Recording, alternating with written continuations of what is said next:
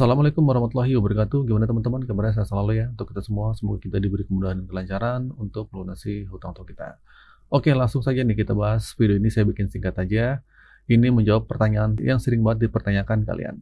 Terutama buat lo yang lagi galau karena galbay alias gagal bayar pinjol di beberapa aplikasi pinjaman online, mungkin di Kredit Pintar, mungkin di Tunaiku, Kredivo, atau Akulaku dan sejenisnya. Nah, pertanyaan adalah ketika galbay atau gagal bayar jadi pilihan, apa yang harus kita lakukan?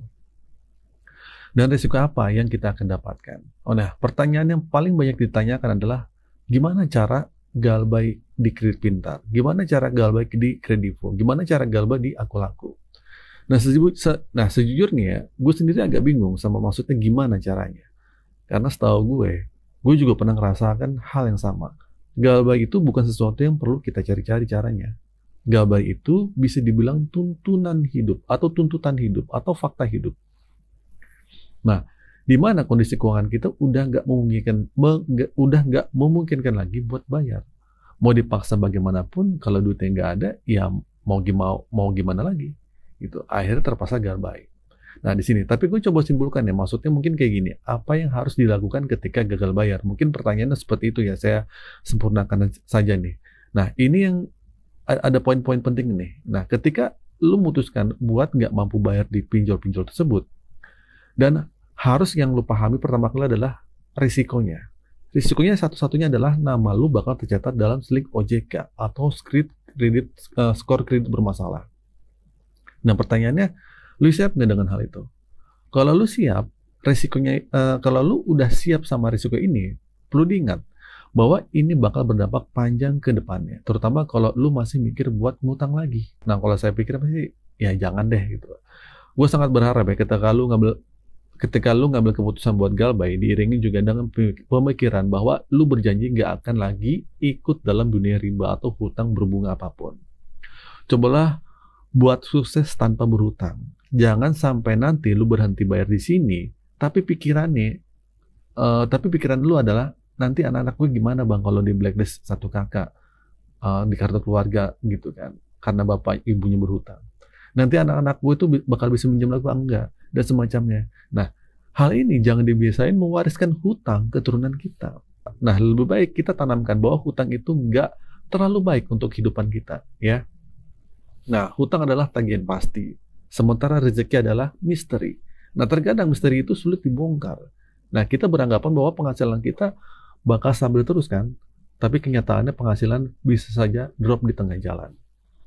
Oke, balik ke pertanyaannya, apa yang harus kita lakukan? Di sini ada 3 ya, kalau lu sudah galbay atau galbay itu jadi pilihan terakhir lu. Yang pertama, siapin mental dan logika. Lu bakal disibukin sama panggilan telepon, mulai dari ngingetin tagihan sampai caci maki. Siapin mental lu.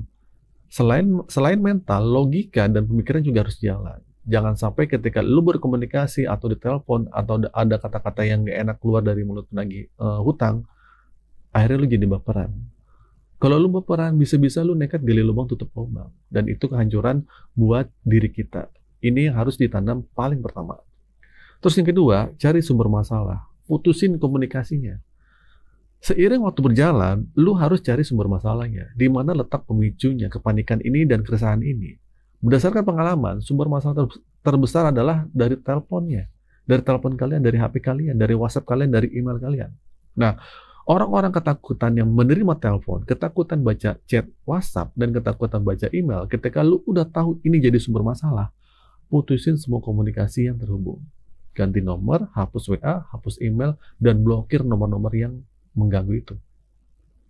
Nah, yang ketiga nih, yang terakhir, fokus pada support internal dan tetap kerja. Jangan terlalu fokus pada soal DC yang datang, DC lapangan, kunjungan ke rumah, itu nggak usah, dan segala macam. Lebih baik lu fokus cari waktu yang paling tepat buat cerita dan berbagi cerita ini ke sama orang tua, mungkin ke suami atau ke istri. Terbukalah kalau kalian punya hutang, terbukalah kalau kalian sedang terlilit sama pinjaman online, supaya lu dapat dukungan secara internal. Nah, itulah cara buat lu menyatakan galbay. Nah, dengan begitu, seiring waktu, lu bakal bebas. Tapi jangan lupa ya, tetap bekerja keras, tetap berusaha ngumpulin duit lo, suatu saat lo ada rezeki, bayar. Mana tahu suatu saat nanti lu ada rezeki lebih, lu akhirnya bisa bernegosiasi untuk melunasi hutang-hutang kalian. Oke, itu saja teman-teman video kali ini. Semoga video ini bermanfaat. Akhir kata dari saya, assalamualaikum warahmatullahi wabarakatuh.